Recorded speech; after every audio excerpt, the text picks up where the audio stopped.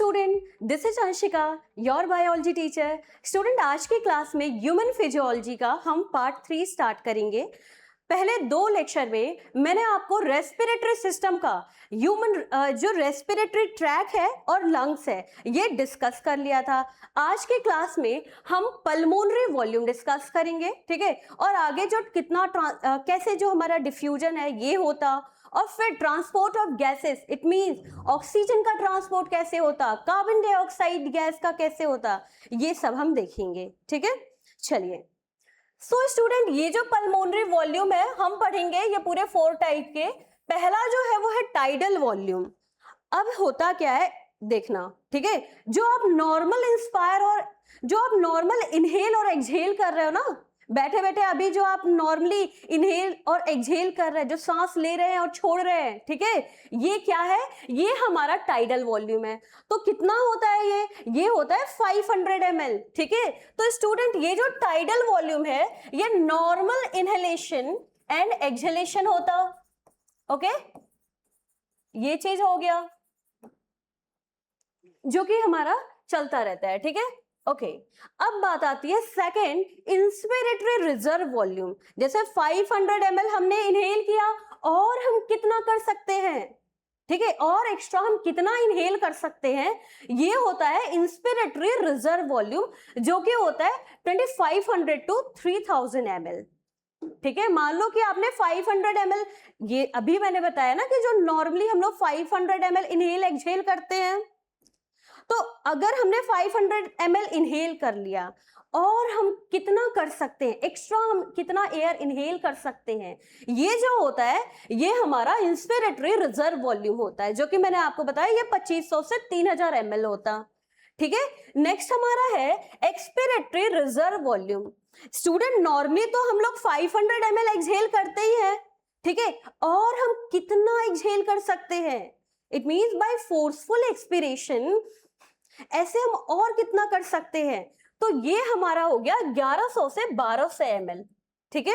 After normal expiration हम और extra 1100 to 1200 ml और हम एक्सहेल कर सकते हैं बाय फोर्सफुल एक्सपिरेशन, तो इसे हम क्या कहते हैं, एक्सपिरेटरी रिजर्व वॉल्यूम।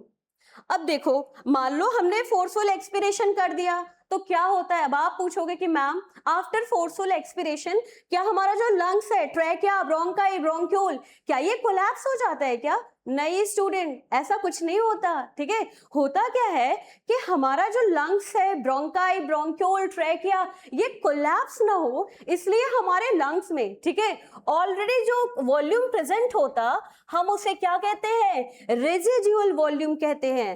तो पूरा छोड़ने के बाद जो हमारे लंग्स में बचता है हम उसे क्या कहेंगे, रेजिडुअल वॉल्यूम कहेंगे। ये कितना होता है स्टूडेंट, तो ये 1100 से 1200 ml होता, ठीक है, ये हमारा रेजिडुअल वॉल्यूम होता, ओके, ठीक है। तो मैंने अभी आपको बताया कि टाइडल वॉल्यूम वो जो हम लोग नॉर्मल इनहेल एक्सहेल करते हैं, इंस्पिरेटरी रिजर्व वॉल्यूम वो जो हम नॉर्मल इंस्पिरेशन के बाद और हम कितना इनहेल कर सकते हैं, ये जो हुआ ये हमारा इंस्पिरेटरी रिजर्व वॉल्यूम हो गया।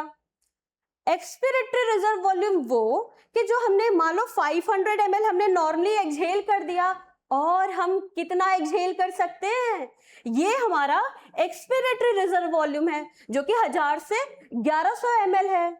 अब हमने पूरी एयर बाहर निकाल दी, ठीक है, हमने फोर्सफुल एक्सपिरेशन कर दिया, अब हमारे लंग्स में कितना एयर, मतलब कितने क्या वॉल्यूम है, ठीक है। तो वो जो होता आफ्टर फोर्सफुल एक्सपिरेशन हमारे लंग्स में 1100 से 1200 ml होती, ठीक है, इतना होता है। ये इसलिए होता है स्टूडेंट, ये रेजिडुअल वॉल्यूम आप हमारे लंग्स को बचाता है कि ये कोलैप्स ना हो after forceful expiration, okay. So this, अब देखिए क्या होता है।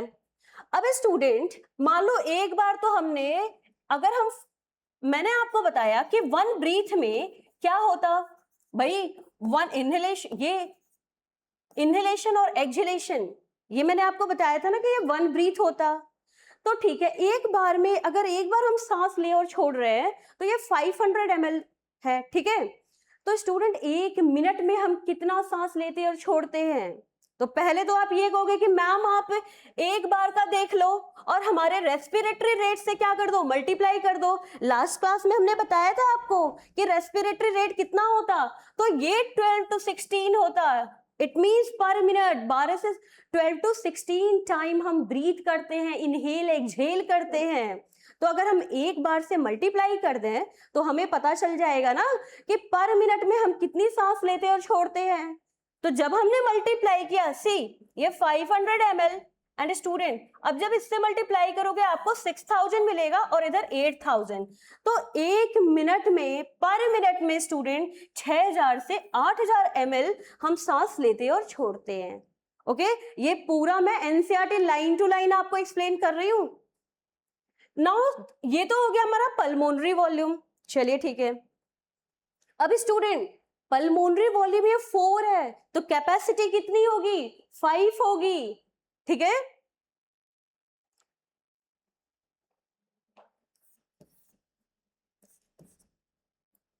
अब इसमें होगा क्या, मैंने अब देखो इंस्पिरेटरी कैपेसिटी क्या है। इट मींस हम कितना इनहेल कर सकते हैं। तो पहला तो वो नॉर्मल वाला हम इनहेल कर सकते हैं भाई, 500 ml जो हमने एक्सहेल किया उतना तो हम इनहेल कर ही सकते हैं ना।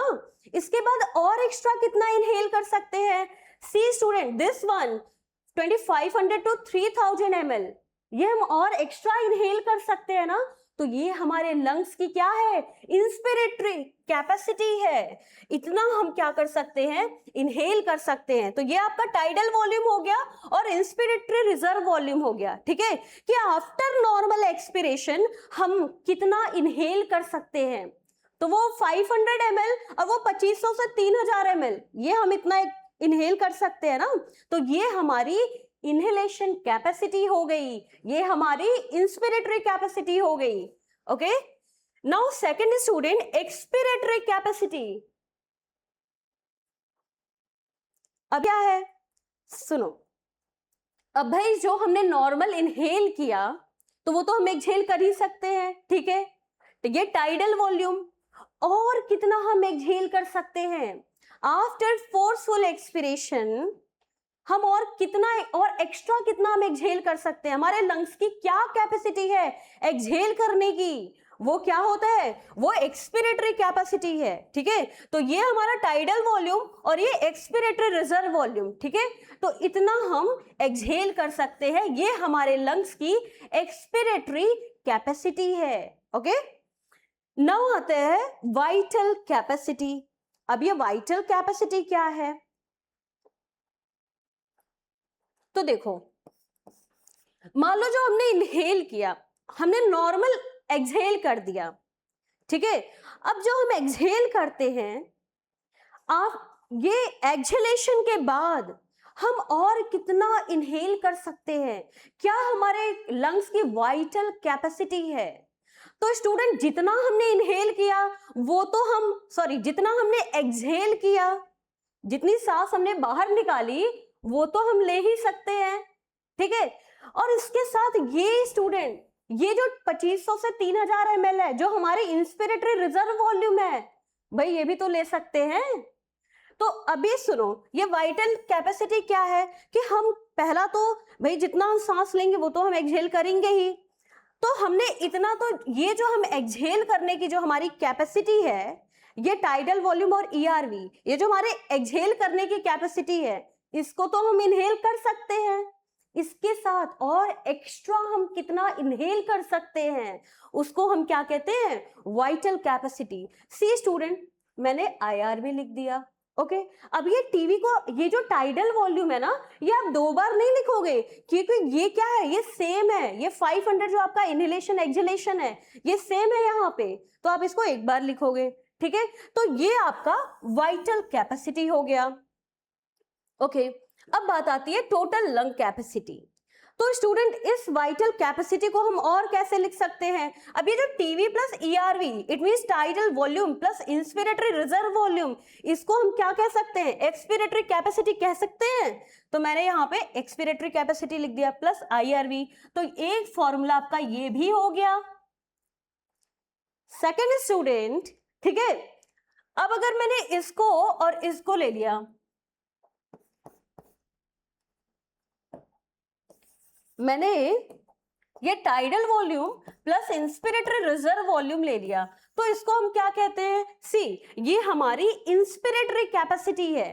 तो ये स्टूडेंट देखो, एक इंस्पिरेटरी कैपेसिटी प्लस ईआरवी, ये हमारा सेकंड फॉर्मूला हो गया।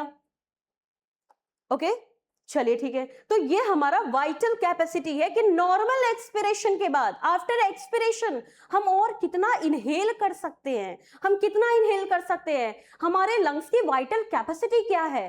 तो ऐसे में जितना इनहेल किया, ठीक है, सॉरी जितना एक्सहेल किया उसको तो हम इनहेल कर सकते हैं, साथ में वो एक्स्ट्रा इनहेलेशन, ये जो एक्स्ट्रा इंस्पिरेटरी रिजर्व, ये जो 2500 से 3000 ml जो हम एक्स्ट्रा ले सकते थे, भाई ये भी तो इसमें ऐड ऑन होगा। तो ये हमारी वाइटल कैपेसिटी हो गई। थर्ड आता है टोटल लंग कैपेसिटी। अब ये टोटल लंग कैपेसिटी क्या है? ठीक है, तो स्टूडेंट देखो, जैसे मान लो हमने नॉर्मल एक्सहेल किया, आफ्टर नॉर्मल एक्सहेलेशन जब हम फिर इनहेल करेंगे तो हमारे लंग्स की क्या वॉल्यूम है, हम कितना, मतलब जब हमने सांस लिया तो हमारे लंग्स में टोटल कितनी वॉल्यूम होगी, ये हमारी टोटल लंग कैपेसिटी हो जाएगी। तो भाई जितना हमने एक्सहेल किया उतना तो हम इनहेल कर सकते हैं, सी। इसके साथ जो हम फोर्सफुल एक्सपिरेशन के थ्रू कर रहे हैं एक्सहेल, वो भी तो हम इनहेल कर सकते हैं, ये ईआरवी। आफ्टर दैट स्टूडेंट, ये एक्स्ट्रा जो हम इनहेल कर सकते हैं, भाई ये तो हम इनहेल कर ही लेंगे, और हमारे लंग्स में कितना होता है आफ्टर फोर्सफुल एक्सपिरेशन, हमारे लंग्स में जो वॉल्यूम बचता है उसको हम क्या कहते हैं? रेजिडुअल वॉल्यूम कहते हैं। स्टूडेंट अभी मैंने आपको बताया, ये रेजिडुअल वॉल्यूम जो होता, ये हेल्प करता कि आपका जो लंग्स है, ट्रैकिया है, ब्रोंकाई, ब्रोंक्यूल, ये कोलैप्स ना हो आफ्टर फोर्सफुल एक्सपिरेशन। ठीक है, तो जब इन चारों को आप ऐड कर दोगे तो आपको क्या मिल जाएगा? Total lung capacity. तो ऐसे समझो, पहले 3 को ऐड किया तो वाइटल कैपेसिटी मिल गई, अब इस चारों वॉल्यूम को ऐड कर दे तो क्या मिल जाएगी? हमारे लंग्स की टोटल वाइटल कैपेसिटी मिल जाएगी। ठीक है, तो यहां से एक फॉर्मूला और बनेगा वाइटल कैपेसिटी का। आप इन सब में से, जैसे आप टीवी, ईआरवी, आईआरबी को आप क्या कह सकते हो? TLC, total lung capacity. इन सारे में से अगर आपने रेजिडुअल वॉल्यूम को माइनस कर दिया तो क्या हमें वाइटल कैपेसिटी मिल जाएगी? तो ये क्या हुआ? ये हमारा थर्ड फॉर्मूला हो गया। ठीक है, ओके। नाउ स्टूडेंट, इस टीवी प्लस ईआरवी को हम क्या कह सकते हैं? अब देखो, अगर मैंने tidal volume, inspiratory reserve volume और एक्सपिरेटरी रिजर्व वॉल्यूम और इंस्पिरेटरी रिजर्व वॉल्यूम को ऐड किया तो ये क्या मिल जाएगा? ये हमारा वाइटल कैपेसिटी हो गया। और जब हम इसमें रेजिडुअल वॉल्यूम को जोड़ देंगे तो यहां से हमारा टोटल लंग कैपेसिटी का एक नया फॉर्मूला आ जाएगा। ठीक है, तो ये हो गया टोटल लंग कैपेसिटी। ओके, अब पहले ये देख लो, उसके बाद हम डिस्कस करेंगे फंक्शनल रेजिडुअल कैपेसिटी की। ठीक है,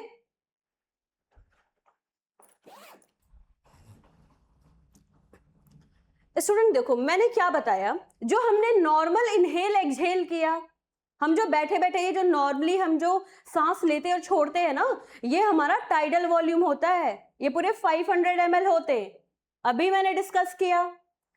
आफ्टर नॉर्मल एक्सपिरेशन, जैसे मान लो हमने नॉर्मल, ऐसे सुनो, ऐसे समझो, हमने नॉर्मल इनहेल किया और हम कितना एक्स्ट्रा इनहेल कर सकते हैं, तो जो और एक्स्ट्रा इनहेल करने की जो ये जो वॉल्यूम है ना, ये क्या होगा? इंस्पिरेटरी रिजर्व वॉल्यूम होगा, जो कि 2500 से 3000 ml है। ठीक है, यहां पे मैंने फिर आपको वही बताया कि देखो, नॉर्मली तो हम 500 ml एक्सहेल कर देते हैं, और एक्स्ट्रा हम कितना एक्सहेल कर देंगे, कितना कर सकते हैं? तो वो कितना कर सकते हैं? वो ये 1000 से 1100 ml।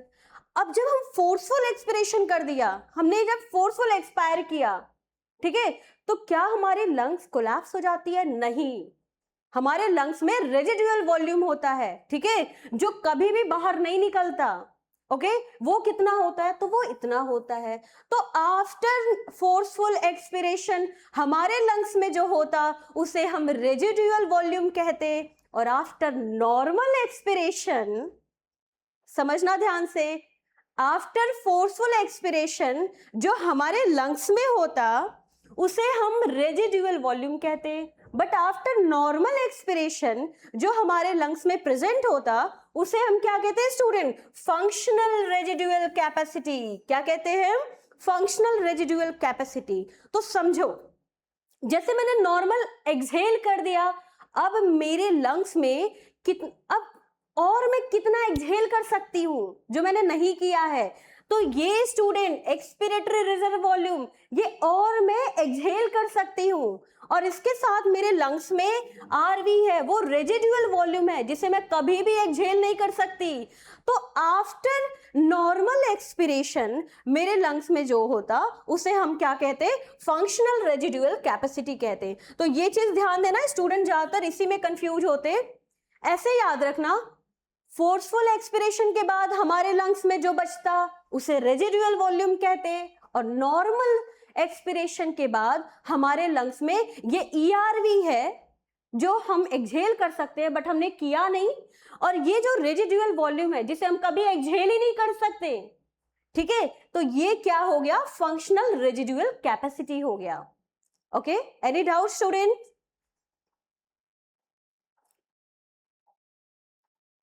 सी, अभी हम एनसीईआरटी की लाइन देखते हैं। पहला जो हमारा टाइडल वॉल्यूम है, अभी मैंने आपको बताया ये जो नॉर्मल रेस्पिरेशन है जिसमें हम नॉर्मली इनहेल एक्सहेल करते हैं, इसे टाइडल वॉल्यूम कहते हैं स्टूडेंट। 500 ml होता, और मैंने आपको बताया पर मिनट में हम कितना सांस लेते हैं और छोड़ते हैं, ये 6000 से 8000 ml हो गया, ठीक है।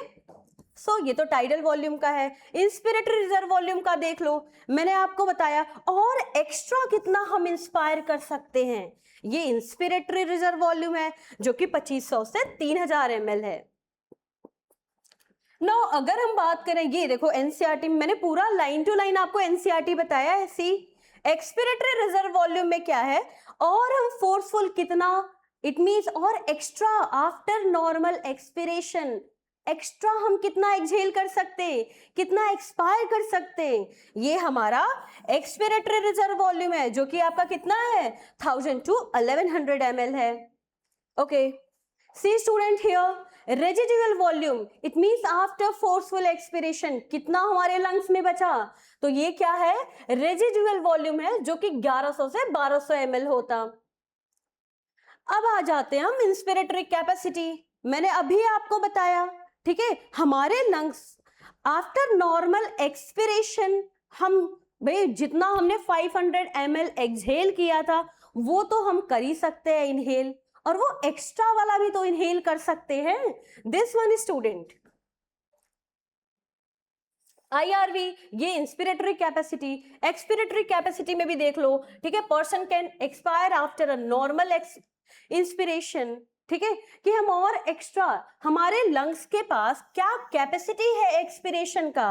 तो पहला वो जो हमने इनहेल किया था नॉर्मल इनहेल, भाई वो तो हम एक्सहेल कर लेंगे टाइडल वॉल्यूम, और हम कितना फोर्सफुल एक्सपिरेशन के बाद और एक्स्ट्रा कितना हम एक्सहेल कर सकते हैं, वो हमारा क्या हो गया, एक्सपिरेटरी रिजर्व वॉल्यूम।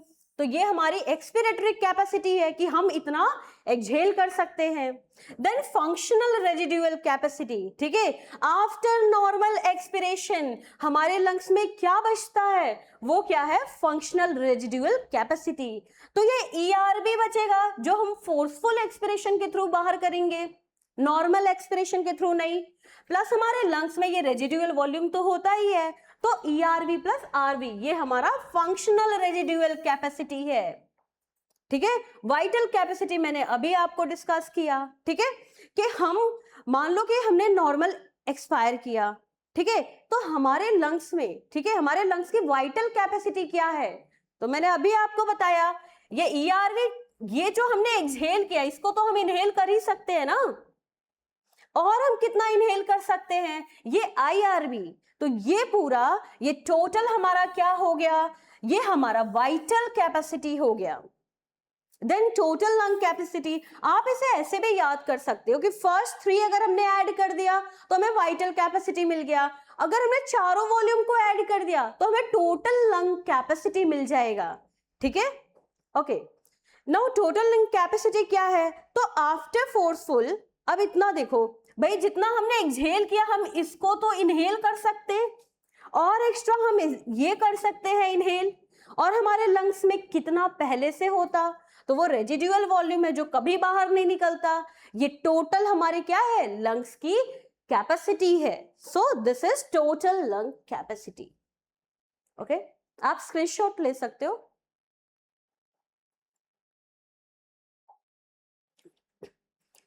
ठीक है स्टूडेंट, तो अभी हमने डिस्कस किया pulmonary volume and pulmonary capacity, ठीक है। अब हम देखेंगे, अब ये जो गैसेस हैं ये अंदर तो आ गई, अब ये एक्सचेंज कैसे होती हैं, ये जो O2 CO2 है ये एक्सचेंज कैसे होगा, किस लेवल पे होगा, कहां होगा, ठीक है। सी स्टूडेंट, तो होता क्या है, exchange of gases at alveoli and tissue, it means ये कहां पे हो रहा है, ये लंग सरफेस पे हम देखेंगे स्टूडेंट, यहां पे हम लंग सरफेस की बात करेंगे पहले, ठीक है। तो ये जो एल्वेलाई है, ओके, एल्वेलाई यहां पे इसका मतलब blood and, between blood and alveoli, और टिश्यू में बिटवीन ब्लड एंड टिश्यू। तो इन दो जगह पे गैसों का क्या होता है, एक्सचेंज होता है। ये जो O2 CO2 है ना, इनका एक्सचेंज होता, तो कैसे होता, बाय सिंपल डिफ्यूजन, जो कि मैंने आपको फर्स्ट क्लास में बताया था। अब ये किन किन फैक्टर पे डिपेंड करता है स्टूडेंट, ये जो गैसों का जो एक्सचेंज है ना, ये किन फैक्टर्स पर डिपेंड करता है, तो ये पूरे 3 फैक्टर पे डिपेंड करते हैं। जो हमारा फर्स्ट है वो है सोल्यूबिलिटी ऑफ गैस। अब स्टूडेंट देखिए होता क्या है कि मान लो जो हमारा ब्लड है इसमें प्लाज्मा भी होगा, अब जो गैस ज्यादा सोल्यूबल होगी वो प्लाज्मा में इजीली डिसॉल्व हो जाएगी या नहीं, ओके। तो होता क्या है कि गैस की सोल्यूबिलिटी पे पहला तो ये डिपेंड करता। अब स्टूडेंट एक चीज याद रखना, जो कार्बन डाइऑक्साइड है ना, ये ऑक्सीजन से 20 to 25 टाइम मोर सॉल्युबल होता है, ठीक है। ओके, नाउ सेकंड जो हमारा है वो थिकनेस ऑफ डिफ्यूजन मेम्ब्रेन। अच्छा एक चीज और, तो ये जो एक्सचेंज ऑफ गैसेस और सॉल्युबिलिटी ऑफ गैसेस, इनमें कैसा रिलेशन होगा, तो इसमें डायरेक्टली रिलेशन होगा। इट मींस जो गैस जितनी ज्यादा सॉल्युबल, तो एक्सचेंज ऑफ गैसेस भी क्या होगी, उतनी तेज होगी, ठीक है।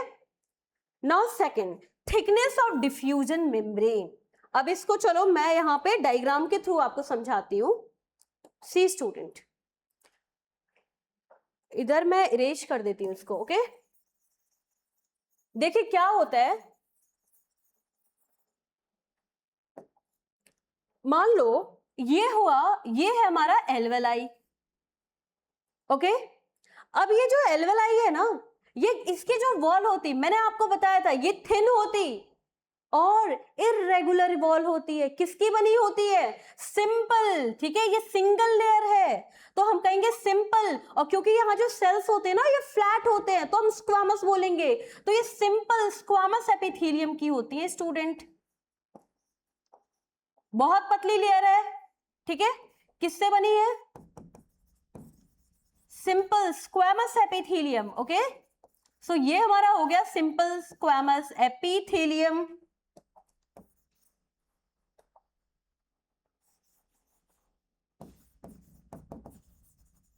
अब एक चीज स्टूडेंट, अब यहां पे इसके आसपास क्या होगी, तो यहां पे ये ब्लड कैपिलरीज, मैंने आपको बताया था ये जो ब्लड कैपिलरीज है इनके लिए हम क्या टर्म यूज करते हैं, तो इनके लिए हम इंडोथीलियम, क्या यूज करेंगे, endothelium.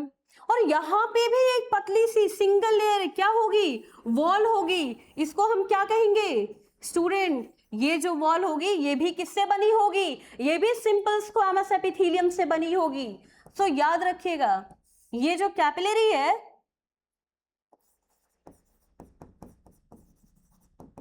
Capillary of simple squamous epithelium किससे बनी होती है? सिंपल स्क्वैमस एपिथेलियम की है ये, ठीक है। अब एक चीज याद रखिएगा, ये जो एपिथेलियम का जो एपिथेलियम मेम्ब्रेन के नीचे क्या होता? बेसमेंट मेम्ब्रेन होता। तो यहाँ पे भी बेसमेंट मेम्ब्रेन होगा, बिल्कुल होगा। इस जगह पे इधर देखो, ये इधर भी इसके नीचे बेसमेंट मेम्ब्रेन होगी, बिल्कुल। और ये भी तो एपिथेलियम की है, तो इसके भी नीचे बेसमेंट मेम्ब्रेन होगी, एकदम। एनसीईआरटी स्टूडेंट इन दोनों को क्या कहता है? Basement substance. क्या टर्म यूज हुआ है? Basement substance. तो ये जो हमारा थर्ड लेयर हो गया, ये है बेसमेंट सब्सटेंस।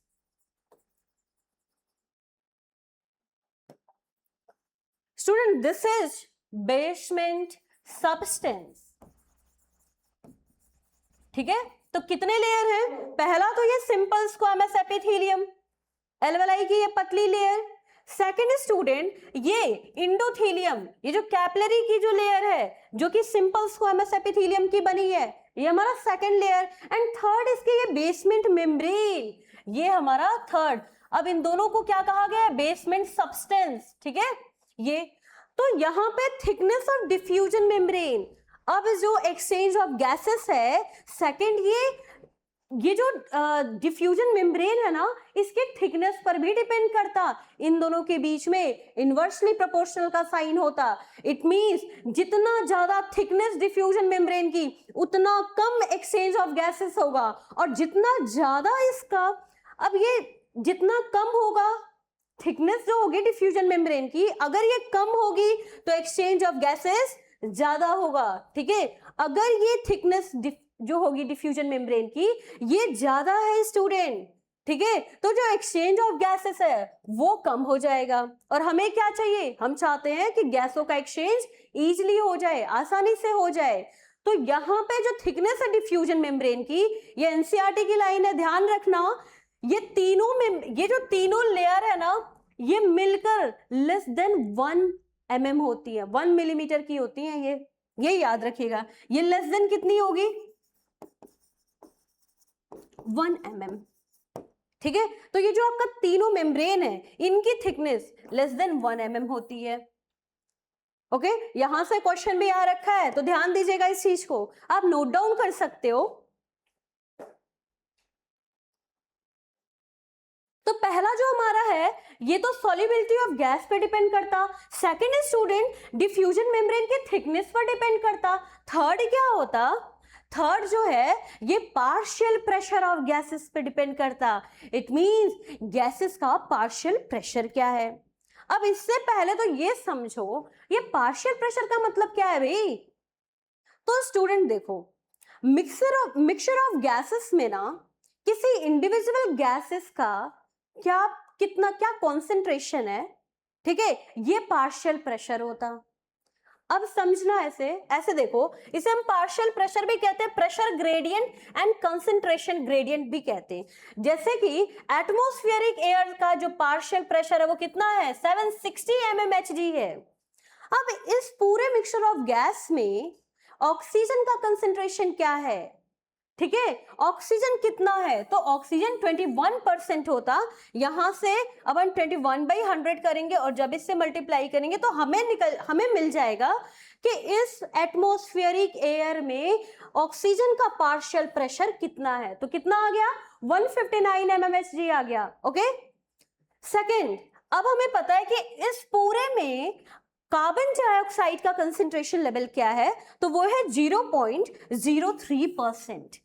तो यहां से जब हम इसका पार्शियल प्रेशर निकालेंगे स्टूडेंट, तो हमें मिल गया 0.3 mmHg। तो ये हो गया कार्बन डाइऑक्साइड का, ठीक है। तो किन चीजों पर ये डिपेंड कर रहा है? गैसेस का एक्सचेंज, ठीक है। तो पहला तो स्टूडेंट गैस के solubility of gas, second one is कि डिफ्यूजन मेम्ब्रेन की थिकनेस क्या है, और थर्ड जो हमारा है वो partial pressure, it means gases के पार्शियल प्रेशर पर है, इनके प्रेशर ग्रेडियंट्स पर है। स्टूडेंट इसके पार्शियल प्रेशर ऑफ गैस और एक्सचेंज ऑफ गैस के बीच में कैसा साइन है, ठीक है, तो डायरेक्टली प्रोपोर्शनल का रिलेशन है स्टूडेंट। अगर पार्शियल प्रेशर ऑफ गैसेस बढ़ेगा, ठीक है, तो क्या होगा, एक्सचेंज ऑफ गैसेस भी होगा। कैसे होगा, चलो देखते हैं।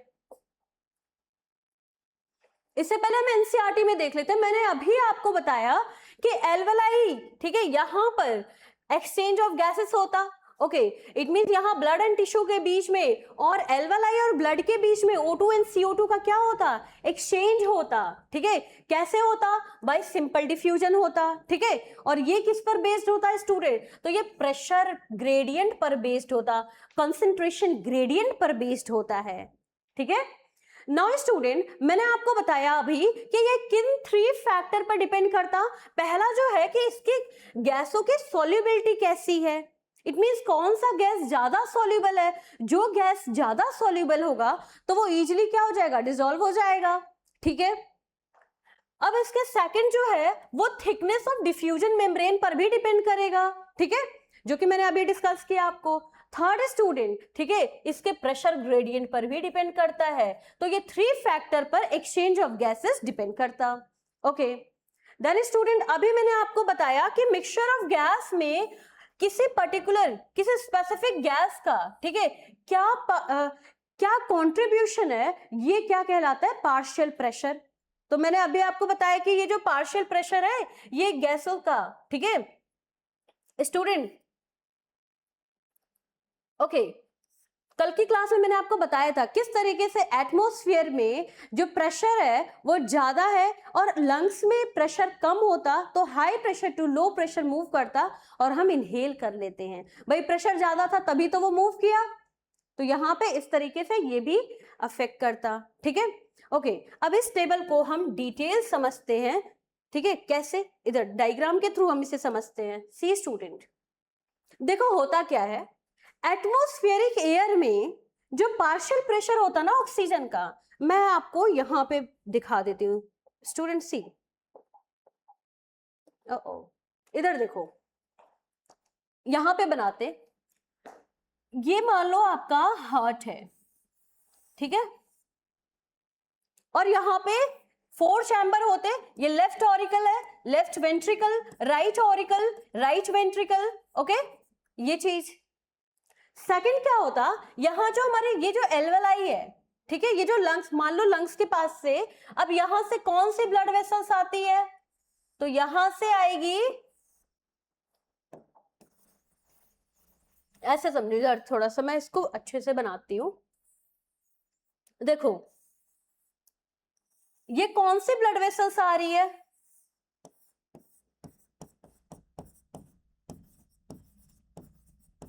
ये स्टूडेंट, इसको हम, क्योंकि ये लंग्स के पास से आ रही है तो पल्मोनरी वर्ड यूज करेंगे, और ये हार्ट में इंटर कर रही है तो ये क्या है, पल्मोनरी वीन। स्टूडेंट ये कैसा ब्लड लेकर आ रही है, ऑक्सीजनेटेड आ रही है।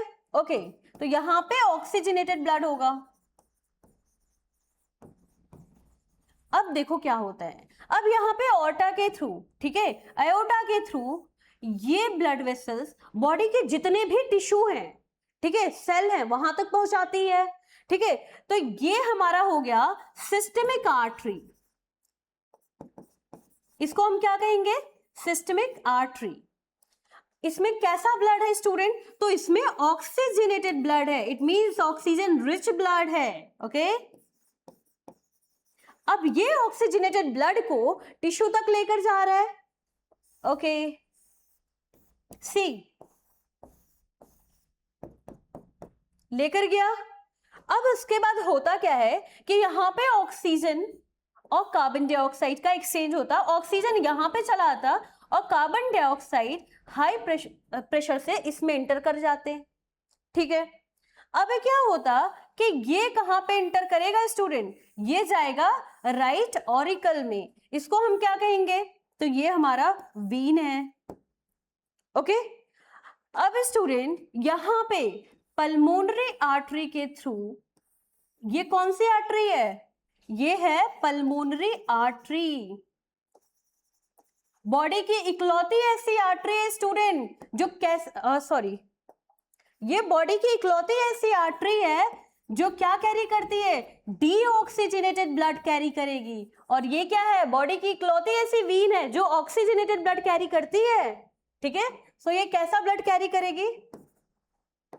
ये deoxygenated, it means carbon dioxide rich blood carry करेगी। ठीक है, ये चीज आपको समझ में आया? अब देखो होता क्या है, एटमॉस्फेयर में, मैं इसे पेन चेंज कर देती हूँ। ठीक है, एटमॉस्फेयर में मैंने अभी आपको बताया, ठीक है, अब यहां पे एटमॉस्फेयर में पार्शियल प्रेशर ऑक्सीजन का कितना होता?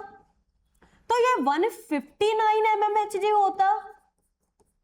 ओके, और कार्बन डाइऑक्साइड का पार्शियल प्रेशर एटमॉस्फेयर में क्या होता? अभी हम लोगों ने निकाला है ना, तो ये 0.03 mmHg होगा। सॉरी, ये 0.3 mmHg होगा। तो प्रेशर ज्यादा है, इधर कम है। ठीक है, कितना होगा? ये एयर इसमें आएगी। ठीक है, यहां पे पार्शियल प्रेशर ऑक्सीजन का कितना होगा?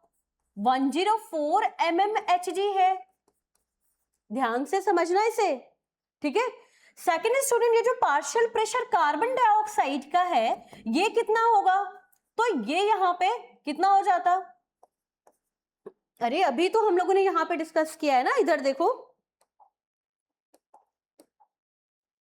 सी,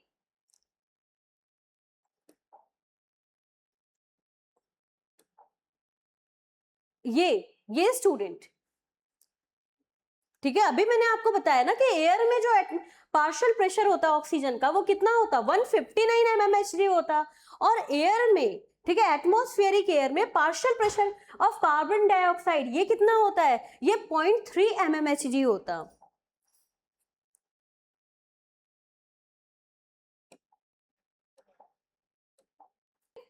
ये इतना हो गया। ओके, आप इसको अभी मत लिखो। ठीक है, पहले इसको देखो, एक को देखते हैं हम।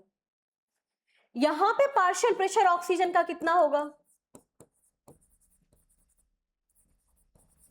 95 mmHg। इधर कितना होगा? इधर भी सेम होगा।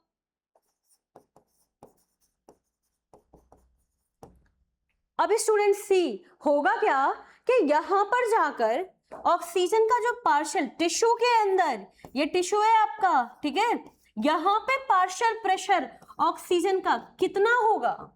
तो ये 40 mmHg हो जाता।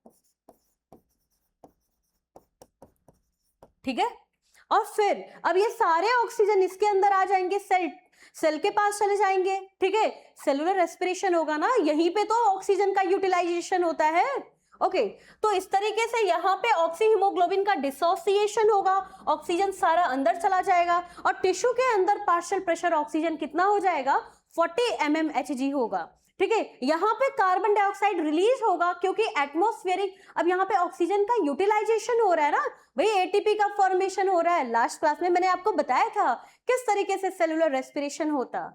तो अब जब एटीपी का यहाँ फॉर्मेशन हो रहा, ऑक्सीजन का यूटिलाइजेशन होगा, कार्बन डाइऑक्साइड रिलीज होगा, तो यहाँ पे पार्शियल प्रेशर कार्बन डाइऑक्साइड क्या हो जाएगा?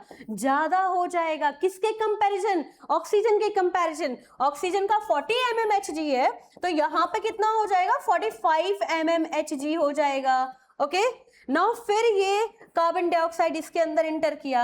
अब वीन में क्या होता? पार्शियल प्रेशर जो कार्बन डाइऑक्साइड का होता वो 45 mmHg हो जाता, और ऑक्सीजन कितना रहता है? 40 mmHg।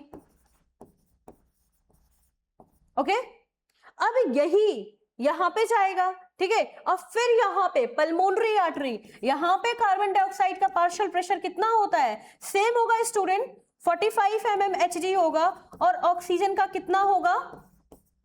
ये 40 mmHg होगा। तो क्या देख रहे हो? ऑक्सीजन का प्रेशर यहाँ पे एटमॉस्फेयर में ज्यादा है। ठीक है, तो high pressure to low pressure आया, फिर यहाँ पे कम हो गया अंदर एल्वेलाई में, जब यहाँ पे ऑक्सीजन गया। ठीक है,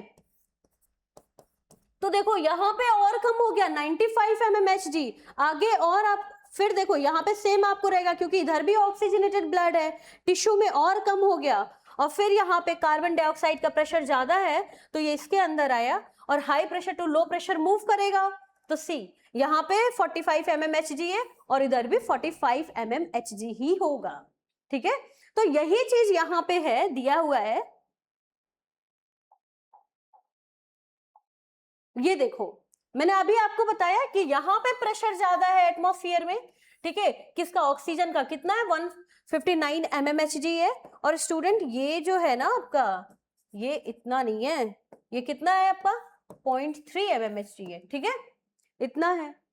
यहाँ पे आकर क्या होता, 104 mmHg ऑक्सीजन का पार्शियल प्रेशर हो गया एल्वेलाई के अंदर, और कार्बन डाइऑक्साइड का कितना हो गया, 40 mmHg हो गया। देन यहाँ पे O2 CO2 का एक्सचेंज होगा, ठीक है, वो 3 फैक्टर है स्टूडेंट, पहला सॉल्युबिलिटी ऑफ गैस, दूसरा थिकनेस डिफ्यूजन मेम्ब्रेन का, और थर्ड कौन सा, अरे भाई प्रेशर ग्रेडियंट, ठीक है, इसके थ्रू ये क्या होगा, एक्सचेंज होगा। और अब यहाँ पर आप देख रहे होगे कि ऑक्सीजन का जो पार्शियल प्रेशर है वो 95 हो गया, कार्बन डाइऑक्साइड का वही सेम रहेगा 40 mmHg, ठीक है। नाउ यहाँ पे क्या होगा, ऑक्सीजन का पार्शियल प्रेशर 40 mmHg और कार्बन डाइऑक्साइड का 45 mmHg हो जाएगा।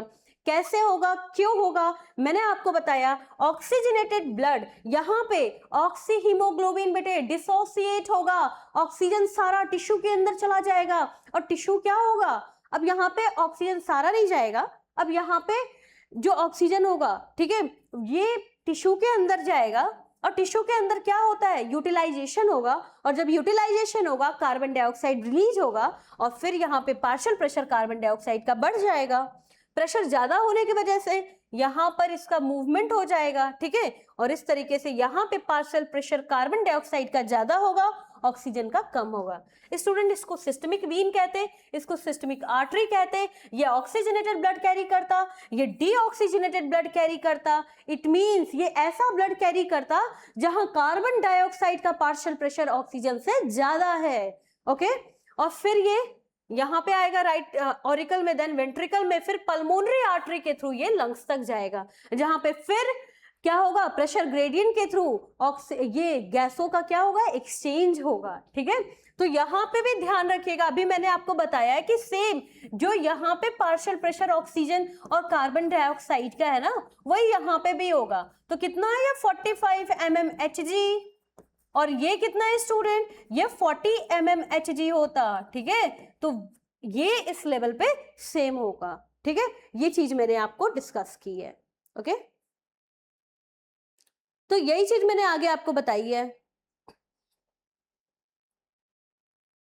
ओके। मैंने आपको अभी स्टूडेंट बताया कि जो 20 to 25% कार्बन डाइऑक्साइड क्या होता, 20 से 25 गुना, it mean 20 to 25 time more soluble होता, किससे, भाई ऑक्सीजन से, ठीक है, ये चीजें। तो ये इजिली ये डिफ्यूज हो जाएगा, ठीक है, ओके। अभी क्या होगा, मैंने आपको बताया कि जो डिफ्यूजन मेम्ब्रेन है वो 3 मेजर लेयर से बनता है, ठीक है। पहला थिन स्क्वैमस एपिथेलियम, अभी बेटा मैंने आपको बताया ये जो एल्वेलाई का ये जो वॉल है ये थिन होता, इर्रेगुलर वॉल होता, और किससे मिलकर बना होता, squamous epithelium, simple squamous epithelium. Simple इसलिए क्योंकि ये 1 सेल का होता, ठीक है, 1 सेल थिक होता वनली, ठीक है।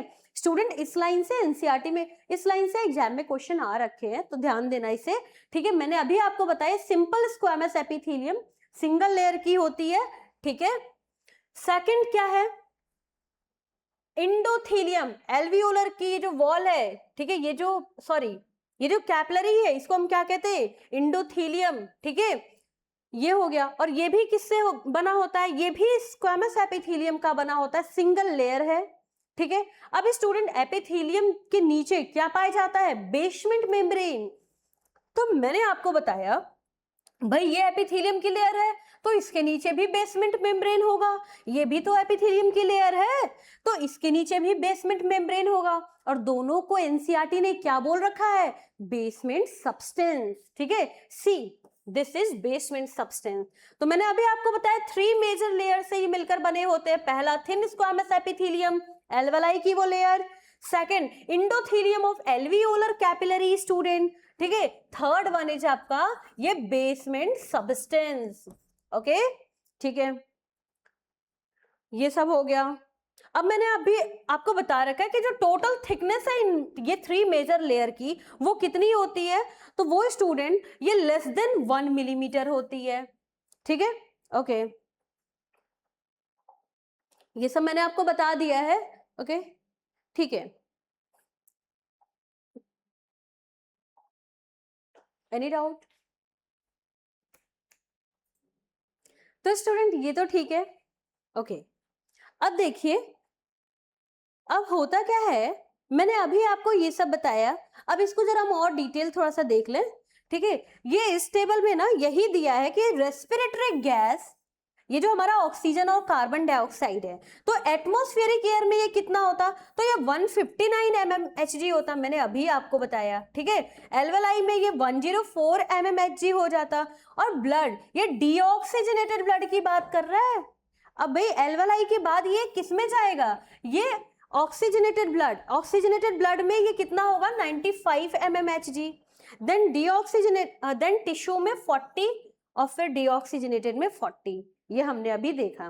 कार्बन डाइऑक्साइड एटमॉस्फेयर में तो 0.3 mmHg होता, देन ये एल्वेलाई में 40 होता, फिर क्या है, ये ऑक्सीजनेटेड ब्लड यानी कि सिस्टमिक आर्टरी जो है इसमें 40 mmHg, देन टिश्यू में 45 mmHg, और यही 45 mmHg आपका deoxygenated blood, it mean systemic vein में भी होता। मैं यहाँ लिख देती हूँ, ठीक है, तो आपको थोड़ा ज्यादा अच्छे समझ में आएगा। ओके, सी, ये सिस्टमिक वीन की बात हो रही है, या फिर पल्मोनरी आर्टरी, ओके, तो दोनों आप लिख सकते हो, पल्मोनरी आर्टरी, यही तो डीऑक्सीजनेटेड ब्लड कैरी करते हैं। तो यहाँ पे ऑक्सीजन का पार्शियल प्रेशर कितना होगा, ये 40 mmHg है, और कार्बन डाइऑक्साइड का 45 mmHg, और ये स्टूडेंट आपका पल्मोनरी वीन है एंड सिस्टमिक आर्टरी, क्योंकि यही ऑक्सीजनेटेड ब्लड कैरी करते, तो यहाँ पे ऑक्सीजन का पार्शियल प्रेशर 95 mmHg, और यहाँ कार्बन डाइऑक्साइड का कितना होता है, 40 mmHg होता है। तो चलिए देखते हैं एक बार हम लोगों ने क्या क्या कवर किया। मैंने पहले आपको स्टूडेंट पल्मोनरी वॉल्यूम बताया, जहां पे हमने टाइडल वॉल्यूम देखा, inspiratory reserve volume, expiratory reserve volume, residual volume, फिर हमने देखा कि पर मिनट में हम कितना सांस लेते छोड़ते हैं, फिर हमने पल्मोनरी कैपेसिटी देखा, जहां पे inspiratory capacity, expiratory capacity, vital capacity क्या है, फिर टोटल लंग कैपेसिटी देखा, और फिर फंक्शनल रेजिडुअल कैपेसिटी देखा। ओके, उसके बाद मैंने आपको ये एनसीईआरटी में ये सब बता दिया, ठीक है, ये सब भी कवर हो गया। Okay, then exchange of gases कैसे होता लंग सरफेस पे, तो मैंने बताया सिंपल डिफ्यूजन के थ्रू होता, और ये 3 फैक्टर पर डिपेंड करता, गैस की सॉल्युबिलिटी कैसी है, डिफ्यूजन मेम्ब्रेन का थिकनेस कैसा है, एंड स्टूडेंट पार्शियल प्रेशर गैसों का कैसा है, ठीक है, ये चीज। फिर हमने एनसीईआरटी देखी, ओके, यहाँ पे ये टेबल भी हमने समझ लिया है, ओके, ये भी मैंने आपको बता दिया। Any doubt students? सी, मैंने हम सब लोगों ने ये सब भी पढ़ लिया है, अब भी तो कोई प्रॉब्लम नहीं, ओके।